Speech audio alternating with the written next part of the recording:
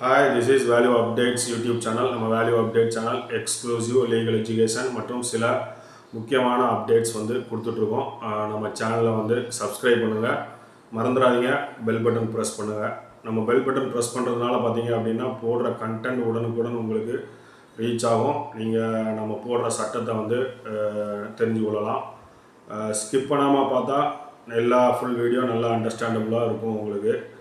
நம்ம வீடியோவை ஷேர் பண்ணுங்கள் சோசியல் மீடியாஸில், அப்புறம் பார்த்தீங்க அப்படின்னா வாட்ஸ்அப் குரூப்ஸ்லலாம் ஷேர் பண்ணுறது மூலமாக மக்கள் சட்டம் தெரிந்து கொள்வார்கள்.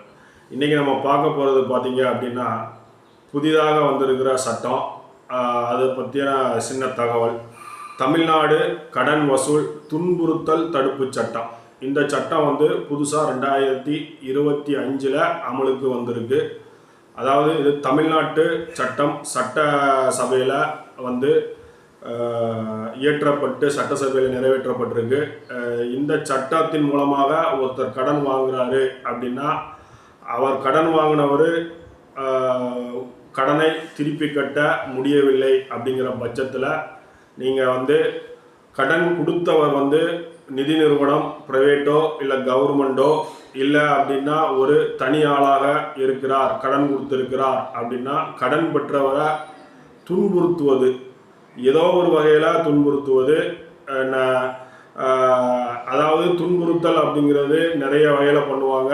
மிரட்டல் விடுவாங்க, வீட்டில் வந்து துன்புறுத்துவாங்க, வீட்டில் உள்ள குடும்பத்தில் உள்ள பெண்களை துன்புறுத்துவாங்க, அப்புறம் ஃபோன் மூலியமாக துன்புறுத்துவாங்க, அதுக்கப்புறம் பார்த்தீங்க அப்படின்னா வாட்ஸ்அப் மூலயமா துன்புறுத்துவாங்க.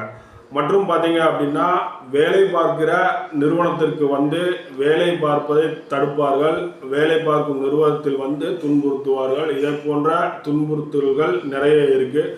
இந்த மாதிரியான துன்புறுத்தல்களை வந்து செய்யும் பொழுது எப்படி எதிர்கொள்வது அப்படிங்கிறதும், இது வந்து செஞ்சால் இந்த தமிழ்நாடு கடன் வசூல் துன்புறுத்தல் தடுப்பு சட்டம் வந்து பாதுகாப்பாக இருக்குது அப்படின்னும் சொல்லப்படுது.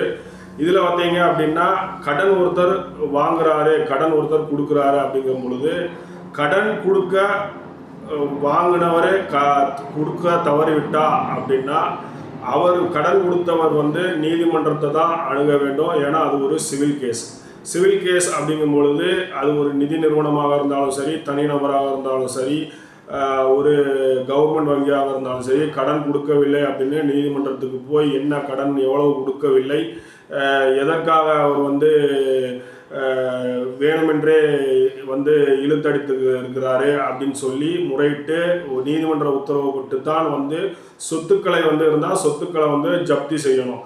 அதை விட்டுட்டு துன்புறுத்துவது அப்படிங்கிறது, அவர்களை கடன் வாங்குவரை அவர் குடும்பத்தை துன்புறுத்துவது அப்படிங்கிறது ஒரு கிரிமினல் குற்றமாக வந்து இருக்கும்.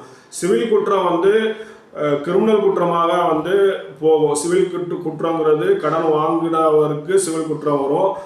இப்போ துன்புறுத்தும் பொழுது கடன் கொடுத்தவர் மேலே வந்து என்ன வரும் அப்படின்னு பார்த்தீங்க அப்படின்னா கிரிமினல் குற்றம் வரும். இந்த தமிழ்நாடு கடன் வசூல் துன்புறுத்தல் தடுப்பு சட்டம் மூலியமாக அவரை வந்து பார்த்தீங்க அப்படின்னா தண்டிக்க முடியும். இப்போ இந்த தமிழ்நாட்டில் கடன் வாங்கியவரை வந்து கட்ட முடியாமல் இருக்கிற பொழுது அவரை வந்து துன்புறுத்தல், அதாவது கொடுமைப்படுத்துதல், கொடுமை செய்தல், அது கடுமையான குற்றமாக வந்து இந்த சட்டத்தில் வந்து கருதப்படுது. இந்த சட்டம் வந்து 2025 ஆண்டு ஜூன் மாதத்தில் அமலுக்கு வந்தது. தமிழ்நாட்டில் கடன் வசூல் துன்புறுத்தல் தடுப்பு சட்டம் இது வந்து பார்த்தீங்க அப்படின்னா இதுக்கு வந்து கடுமையான தண்டனை வந்து விதிக்கப்படுது. அதனால பார்த்தீங்க அப்படின்னா கடன் வசூலிக்க துன்புறுத்தக்கூடாது அப்படிங்கிறதும், நீதிமன்றத்தை அணுகி உத்தரவு பெற்று சொத்துக்களை மட்டும் ஜப்தி செய்ய வேண்டும் அப்படிங்கிறதும் ஒரு விஷயம். இதுக்கு பார்த்தீங்கன்னா தண்டனை விவரங்கள் பார்த்தீங்கன்னா மிரட்டல் விடுத்தல், தொடர்ச்சியாக தொந்தரவு செய்தல், குடும்பத்தினரை தொந்தரவு செய்தல், கடன் வாங்கியவரை தொந்தரவு செய்தல், அச்சுறுத்தல் போன்றதுக்கு 3 ஆண்டு சிறை வந்து தண்டனை வந்து விதிக்கப்படும். மற்றும் பார்த்தீங்க அப்படின்னா 5 லட்சம் ரூபாய் அபராதம் வரை வந்து விதிக்கப்படும். இல்லை அப்படின்னா ரெண்டுமே விதிக்க வந்து நீதிமன்றத்துக்கு பவர் இருக்குது. அதாவது 3 ஆண்டும் 5 லட்சமும் வந்து விதிக்க பவர் இருக்குது. அதாவது முகவர்கள் மூலமாக வந்து துன்புறுத்துவாங்க. ரெக்கவரி ஏஜென்ட்னு சொல்லி வச்சுருப்பாங்க நிதி நிறுவனங்களில். அவங்க வந்து நேரடியாக துன்புறுத்துவாங்க. நிறுவனம் குடும்பத்தில் குழப்பத்தை ஏற்படுத்தும் வகையில் உறுப்பினர்களை துன்புறுத்துவாங்க. அவருக்கு கடுமையான தண்டனை வழங்கப்படும். நிதி நிறுவனத்துக்கு மட்டும் இல்லை, யார் முகவர்களாக வராங்களோ அந்த முகவருக்கும் இந்த வழக்கின் மூலமாக தண்டனை கிடைக்கும் அப்படிங்கிறத தெரிவிச்சுக்கிறோம். இது இதன் மூலமாக தற்கொலை நடக்கு அப்படின்னா அது பிஎன்எஸ் சட்டம், அதாவது முன்னாடி ஐபிசின்னு இருந்தது, அந்த சட்டத்தின் மூலமாக தற்கொலைக்கு தூண்டுதலாக குற்றவாளியை சித்தரித்து இந்த சட்டத்தின் கீழவும் மற்றும் பார்த்தீங்க அப்படின்னா பிஎன்எஸ் சட்டத்தின் கீழவும் உங்களுக்கு வழக்கு பதிவு செய்யப்படும் அப்படிங்கிறத சொல்லிக்கிறோம். இதுக்கு நடவடிக்கை எடுக்க வேண்டிய பார்த்ததுன்னா உடனடியாக அருகில் இருக்கிற இது மாதிரி துன்புறுத்தல் நடக்கும் அப்படின்னு காவல் நிலையத்தில் எஃப்ஐஆர் பதிவு செய்வதற்கும் கிரிமினல் வழக்கு போடுவதற்கு இந்த விஷயங்களை எடுத்து நீங்கள் செல்லலாம். போலீஸ் புகார் பதிவு செய்ய மறுத்துட்டாங்க, நீங்கள் புகார் கொடுத்துருக்கீங்க, உங்களை ஒரு நிதி நிறுவனமோ ஒரு தனிநபரோ கவர்மெண்ட்டு பேங்க்கோ துன்புறுத்துறாங்க ஏஜெண்டை வச்சு அப்படின்னா அதற்கு நீங்கள் ஒரு கம்ப்ளைண்ட் கொடுக்குறீங்க. அப்படிங்கும்பொழுது போலீஸ் புகாரை பதிவு செய்ய மறுத்தா அவர்களுடைய மேலதிகாரி ஒரு கமிஷனருக்கு அல்லது பார்த்தீங்கன்னா அவரும் மறுத்தாங்க அப்படின்னா நீதிமன்றத்துக்கு மூலமாக நீங்கள் எஃப்ஐஆரை பதிவு செய்ய அணுகலாம். நிறுவனத்துக்கு லீகல் நோட்டீஸும் அனுப்பலாம். அதன் மூலமாக உங்களுடைய சட்ட சட்ட எதிர்ப்பை தெரிவிக்கலாம். சட்டத்தின் மூலமாக எதிர்ப்பை அவர்களுக்கு தெரிவித்து கொள்ளலாம். இந்த வழக்கு கடன் வாங்கின வழக்கு அப்படிங்கிறது நம்ம சொல்லியிருந்தோம் சிவில் வழக்கு. கடன் திரும்ப வாங்குதல் அப்படிங்கிறது கிரிமினல் குற்றம் ஆகாது. ஆனால் நீங்கள் துன்புறுத்தினா, கடன் கொடுத்தவர் துன்புறுத்தும் பொழுது அது கிரிமினல் வழக்காக கடன் கொடுத்தவர் மேலே பதியப்படும். இப்போ பார்க்கும்பொழுது புகார் பதிவு முறை எழுத்து பூர்வமான புகார் மனு கொடுக்க வேணும், சமர்ப்பிக்க வேணும் அப்படிங்கிறதையும் நம்ம சொல்லிக்கிறோம். உங்களுடைய பெயர் சொல்லியிருக்கணும், முகவரி நிரந்தரமான முகவரி எங்கே தங்கியிருக்கிறீங்களோ அந்த முகவரியை சொல்ல வேண்டும். தொலைபேசி எண் கண்டிப்பாக கொடுக்க வேண்டும். அந்த கம்ப்ளைண்ட்டில் சம்பவ விவரம், அதாவது துன்புறுத்தல், எப்படிப்பட்ட துன்புறுத்தல், யார் துன்புறுத்தினாங்க, எந்த நிதி நிறுவனம் துன்புறுத்த செஞ்சது, அது எந்த வகையான துன்புறுத்தல், எந்த தேதியில் துன்புறுத்தல் நடந்தது, எந்த நேரத்தில் துன்புறுத்தல் நடந்தது, குற்றவாளியுடைய முழு விவரம் அடங்கிய ஒரு கம்ப்ளைண்ட்டு, சாட்சி இருந்தால் சாட்சியினுடைய டீட்டெயில் ஆகியவற்றை தெளிவாக குறிப்பிட வேண்டும் உங்கள் கம்ப்ளைண்ட்டில்.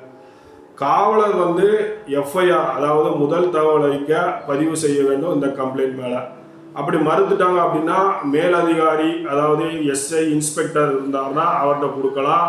இல்லைன்னா காவலர் கமிஷனர்கிட்ட புகார் மனு கொடுக்கலாம். அப்படியும் உங்களுக்கு கம்ப்ளைண்ட்டை ஏற்றுக்கொள்ளலை, விசாரிக்க யாரையும் கூப்பிடலை, விசாரித்து எஃப்ஐஆர் ஃபைல் பண்ணலை அப்படிங்கிற பட்சத்தில் நீங்கள் நீதிமன்றத்துக்கு சென்று எஃப்ஐஆரை பதிவு செய்ய கேட்டுக்கொள்ளலாம். நீங்கள் நேரடியாக கம்ப்ளைண்ட் கொடுத்தாலும் ஒரு அக்னாலேஜ்மெண்ட் கார்டு, அதாவது ரிஜிஸ்டர்ட் போஸ்ட் மூலியமாக, ஸ்பீட் போஸ்ட் மூலியமாக காவல் நிலையத்துக்கு ஒரு கம்ப்ளைண்ட் அனுப்பணும். அப்போ ரெக்கார்டிக்கலாக உங்களுக்கு அது ஏற்றுக்கொள்ளப்பட்டதாக இருக்கும். ஆதாரம் இருந்தால் ஒரு என்கொயரி நடக்கும் அப்படிங்கும்பொழுது, இல்லை நீதிமன்றத்தில் போகிறீங்க அப்படிங்கும்பொழுது ஆதாரமாக ஆடியோவை நீங்கள் சமர்ப்பிக்கலாம். வீடியோ இருந்தால் வீடியோவை நீங்கள் சமர்ப்பிக்கலாம்.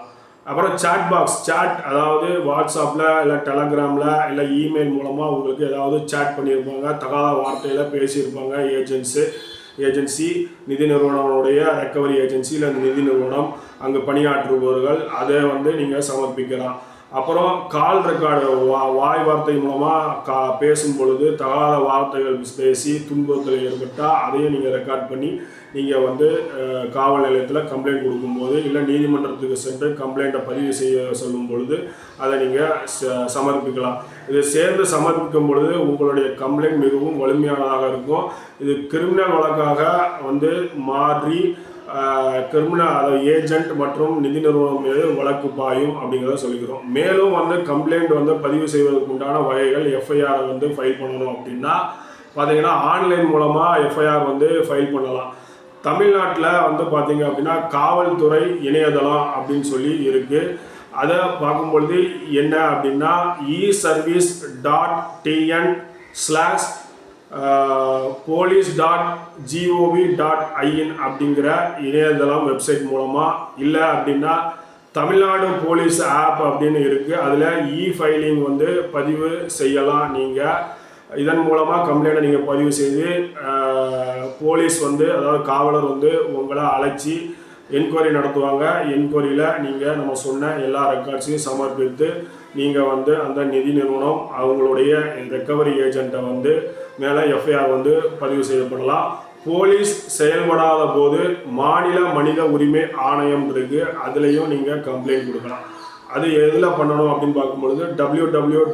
அப்படிங்கிற tnhrc.tn.gov.in அப்படிங்கிற வெப்சைட்டில், இல்லைன்னா பார்த்தீங்கன்னா அதுவும் நீங்கள் வந்து ஒர்க் அவுட் பண்ணல, உங்களுக்கு வந்து கம்ப்ளைண்ட்டை எடுத்து விசாரிக்கலாம் அப்படின்னா நீங்கள் கடைசியாக ஒரு வழக்கறிஞரை அணுகி நீதிமன்றம் மூலமாக காவல்துறையினரிடம் காவல்துறைக்கு டைரக்ஷனை பிறப்பித்து கம்ப்ளைண்ட்டை விசாரிக்க வச்சு எஃப்ஐஆர் வந்து ஃபைல் பண்ணணும்.